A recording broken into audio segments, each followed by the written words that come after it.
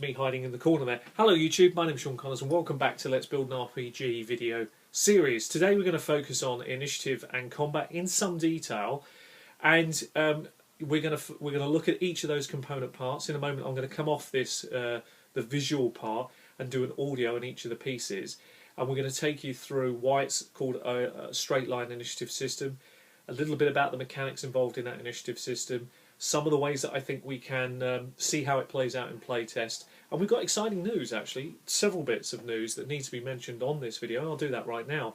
We have PhD&D, Kirk Weber, who's going to be working with me, has been working with me for a few weeks now, helping flesh out the actual core mechanics in a written format, which is fantastic, but not only that, he's going to be involved in other creative ways. And then I have Nathan Hawkes, who's also been invaluable at this stage, who's always contributing some fantastic work behind the scenes.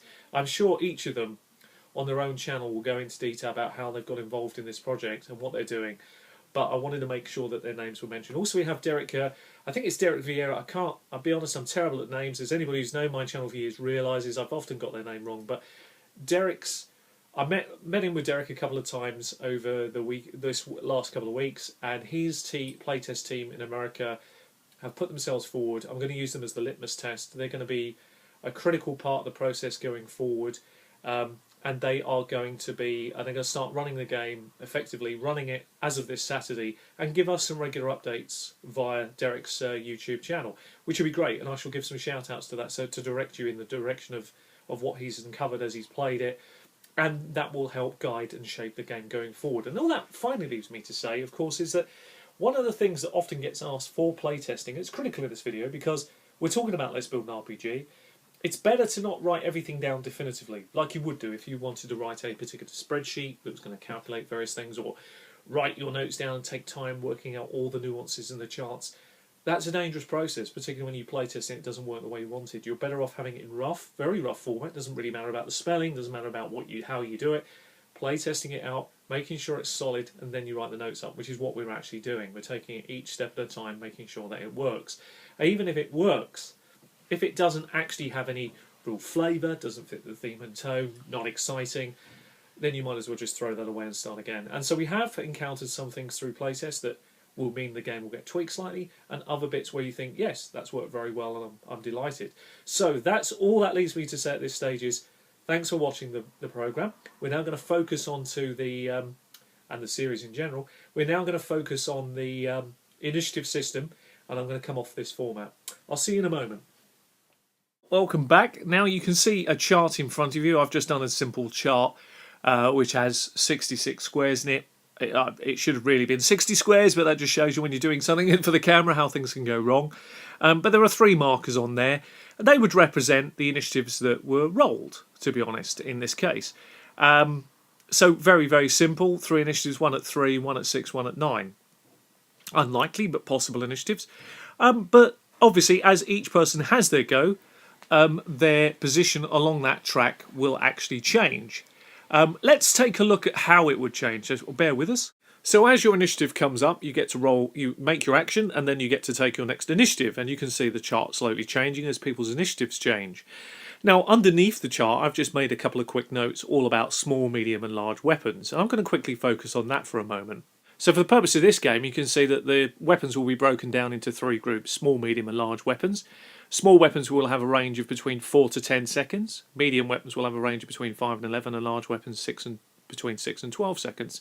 For every 4 points of weapon skill someone has, it reduces the speed by 1, i.e. if you were using a small weapon like a dagger, you reduce the speed down between 3 and 9 seconds. So it's automatically 3 plus 1d6. So very straightforward.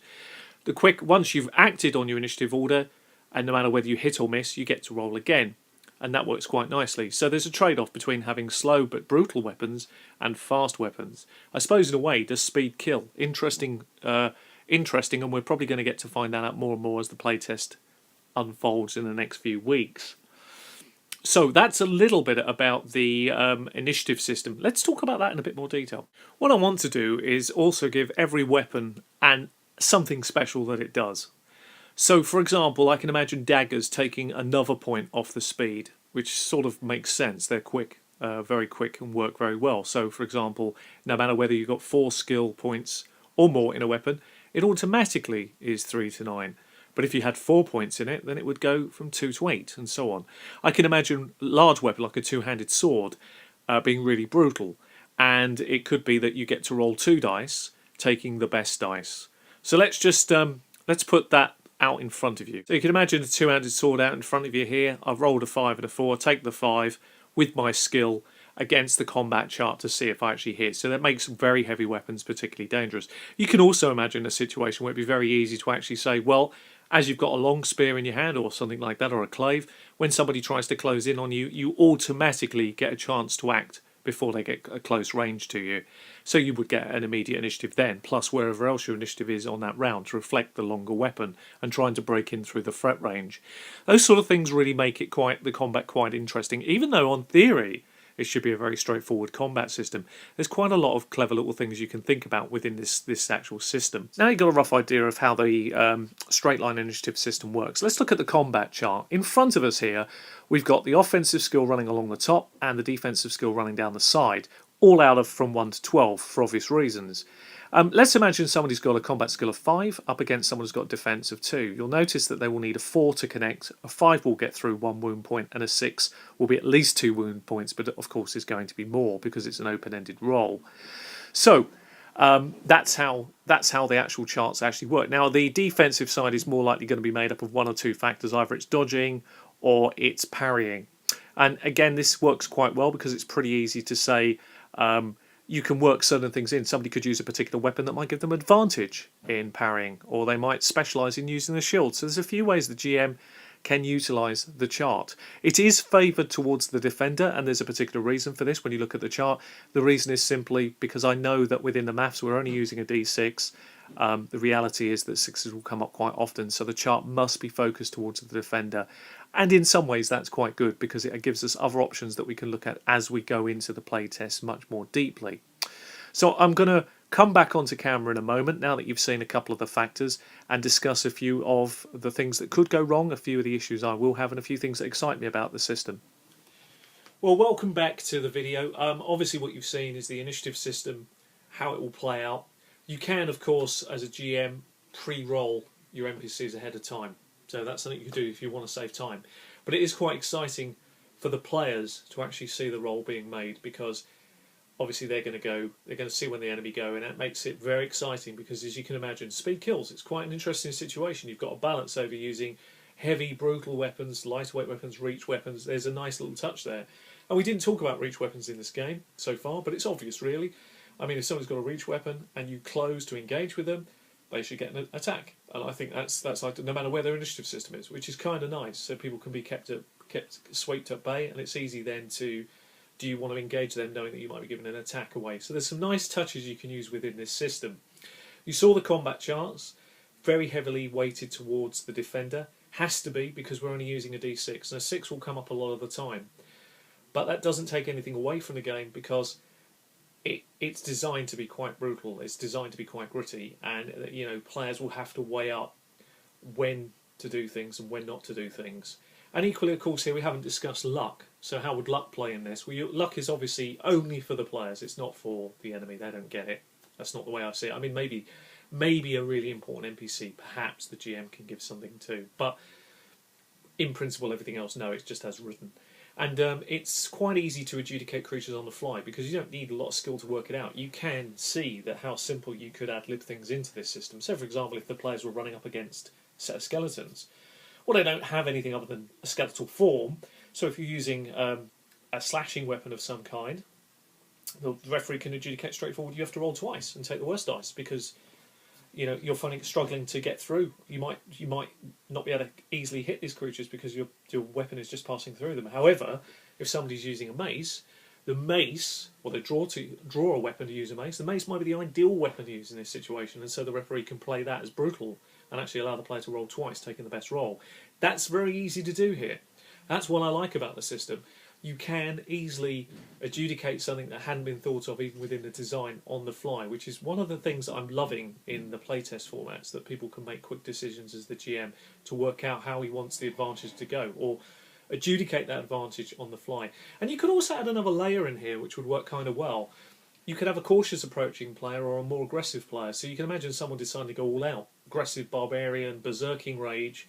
How would you play it in? So someone wants to play an aggressive stance. Well, I don't see a problem with that. It would be fairly easy to adjudicate, because what you could do is say, well, what we'll do is when you're rolling the dice, you roll 2 dice and take the best one. Say they're using a two-handed, now they're rolling 3 dice. So of course it's brutal, but at what expense? So the expense, of course, must be defense. It's got to be. Well, obviously, they're not using a shield, because obviously they're using a two-handed weapon. Even if they weren't, I wouldn't allow them to. But they can still dodge. But they should, when they're dodging, I would say that their dodge skill is halved round down to reflect the fact that they're in berserker rage. You can easily adjudicate on the fly with this system, or come up with wrinkles that best fit your game. That's one of the great strengths of it, I think. And we'll explore more and more of those avenues through playtest, with the playtest feeling. We're now at that stage where we can give them literally the bare bones and say, there you go, what would you do with it? And see what comes back, rather than us telling them exactly what they should do. I would like to see what they come up with for weapons. Which weapons work best for them? How does it work for them? Two-handed weapon, do they adjudicate differently? Do they think that it works better to go, instead of rolling 2 dice taking the best one, is it better that it's just 5s count as 6s to reflect the brutality that way? So a 5 or a 6 is an exploding dice in this case.